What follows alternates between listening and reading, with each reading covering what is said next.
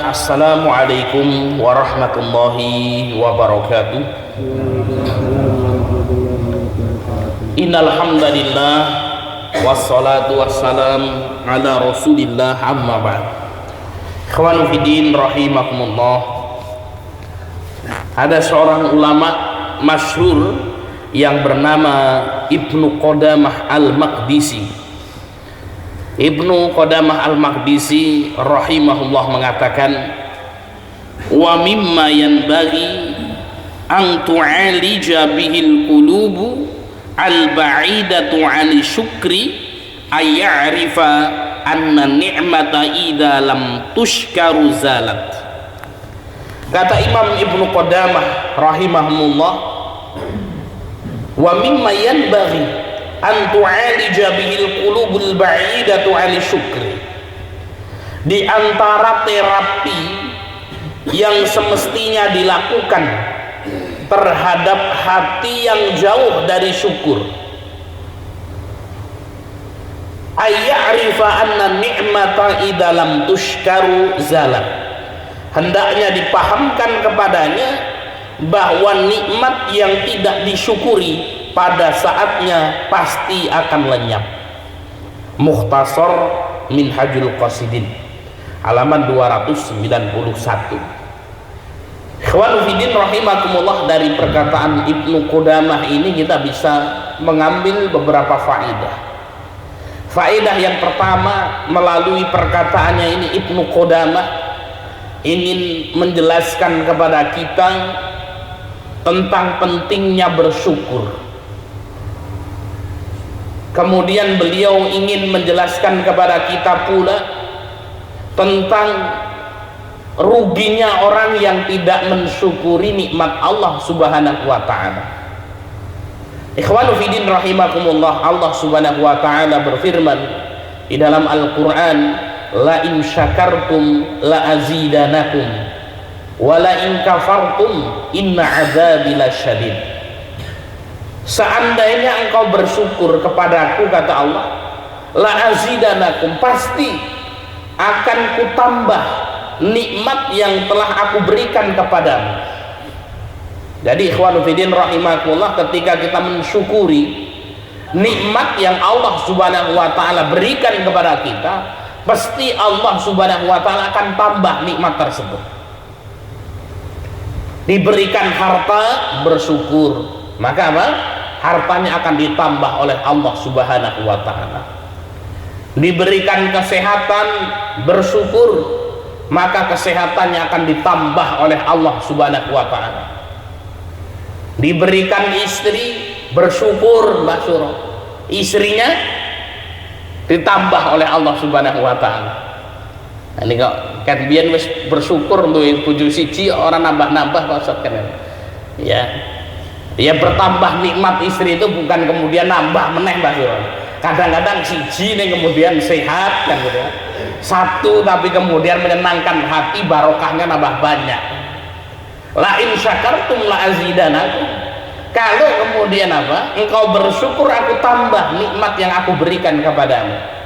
Wala in kafartum, tapi kalau kamu mengkufuri nikmat Allah, tidak mensyukuri nikmat Allah Subhanahu wa ta'ala, inna adzabi lasyadid, sesungguhnya azabku sangatlah keras, kata Allah Subhanahu wa ta'ala.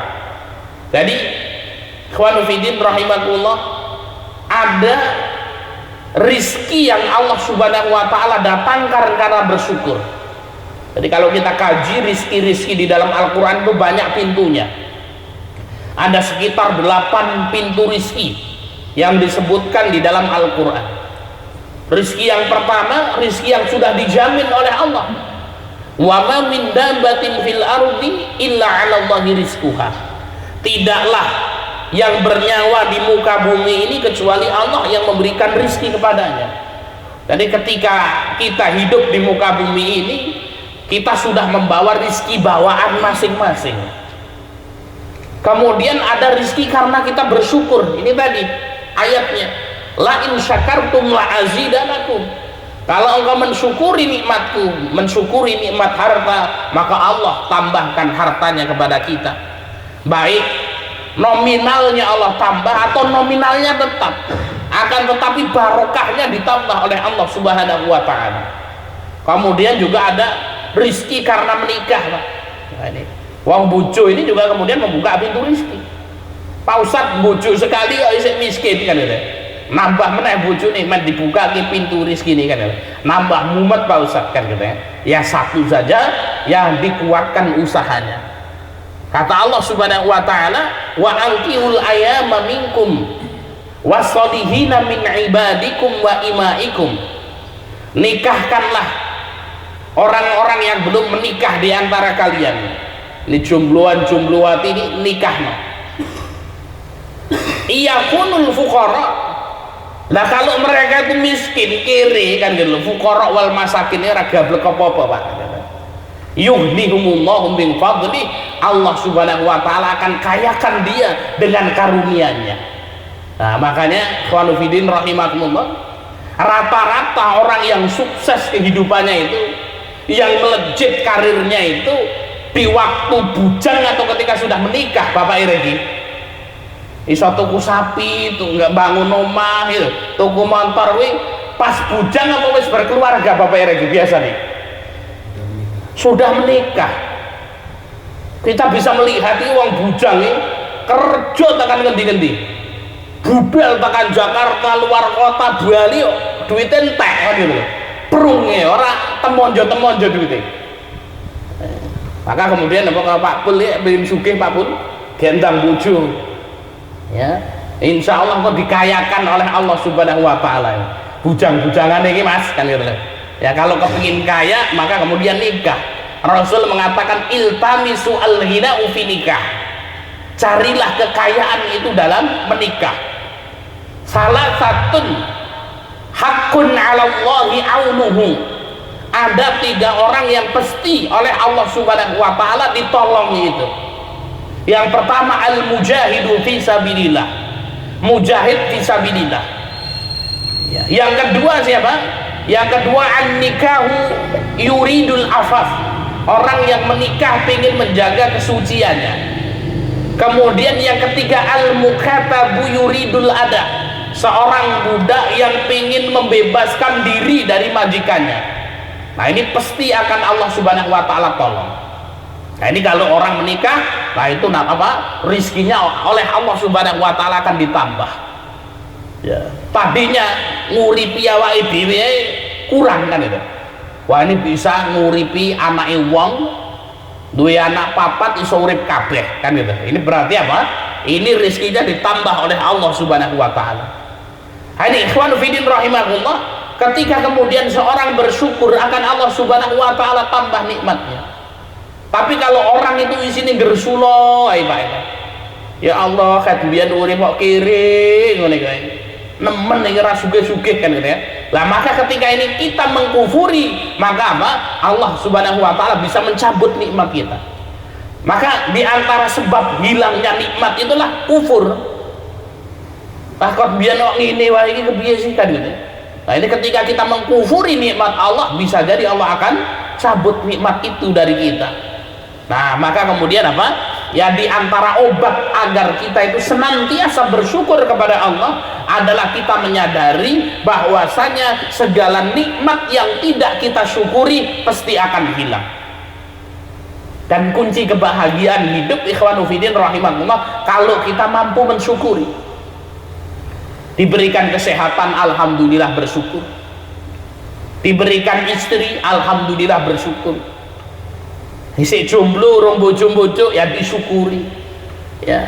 Orang kalau tidak bisa bersyukur sampai yaumul kiamat dia tidak akan pernah mendapatkan kebahagiaan. Kenapa? Ya dia senantiasa melihat rumput tetangga itu lebih hijau. Ada orang misalnya yang kerjaannya di sawah, nyangkul di sawah kan gitu ya. Kemudian apa? Istirahat di bawah pohon. Dikirim sama istrinya. Nah, wong kampung ini biasanya apa Mbah Ali?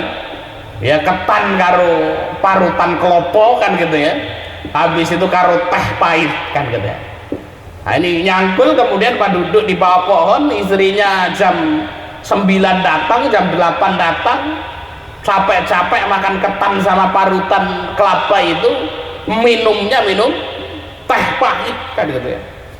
Ada orang lewat di pinggir jalan pakai mobil, maka kemudian apa, petani yang di bawah pohon itu ngomong, alangkah enaknya kalau punya mobil itu bisa naik mobil kemana-mana. Yang di dalam mobil ngomong, lihat petani yang di bawah pohon ini kan gitu ya. Ya karena naiknya mobil tapi pikirannya berat kan gitu. Nah ini Pak, ini sebenarnya urip itu wang sinawang. Jangan dikira wong sing numpak mobil itu pikirannya ini ora abot kan gitu. Kalau kita lihat ini direktur kita ini, Pak Erwin kan gitu ya, wan numpake mobil kan rono rene kan gitu ya, isi ndase Pak Erwin kuwi Mbah Ali kan gitu loh. Lah kuwi wis lebih nyantai Mbah Ali kan gitu. Rono rene kan mikir ke utang kan gitu. Nutup iki kudu lunas kan gitu. Ya kayak Rosid kuwi kan ya ngono. Rono rene wetenge ngasih gedhi ngono kuwi. Mikir ke apa pekerjaan kan gitu. Lah nek sing anu santai wae kan gitu. Nah ini ikhwan fillah rahimahullah, urip iki wang sinawang. Sing nang jero mobil ya ngono, waduh iki. Kaya enak timen dadi petani kan gitu ya. Ya isu-isu ya di apa namanya mangan ketan parutan kelopol di bawah apa namanya pohon, wah kayaknya urip iki kok ya enak banget kan gitu. Nah seperti itu ikhwan fillah rahimahullah, hakikat hidup itu seperti itu. Ya hakikat hidup itu ya kalau kita ingin mendapatkan kebahagiaan, syukuri apa yang kita dapatkan, nikmati apa yang kita dapatkan. Boleh kita bercita-cita, akan tetapi kita juga jangan sampai kita lupa untuk bersyukur. Orang yang tidak mampu bersyukur, maka dia tidak akan pernah mendapatkan kebahagiaan seumur hidupnya. Mudah-mudahan kita termasuk orang-orang yang diberikan kemudahan untuk mensyukuri nikmat-nikmat Allah Subhanahu wa taala. Demikian yang bisa kita sampaikan. Wal akhir wassalamualaikum warahmatullahi wabarakatuh.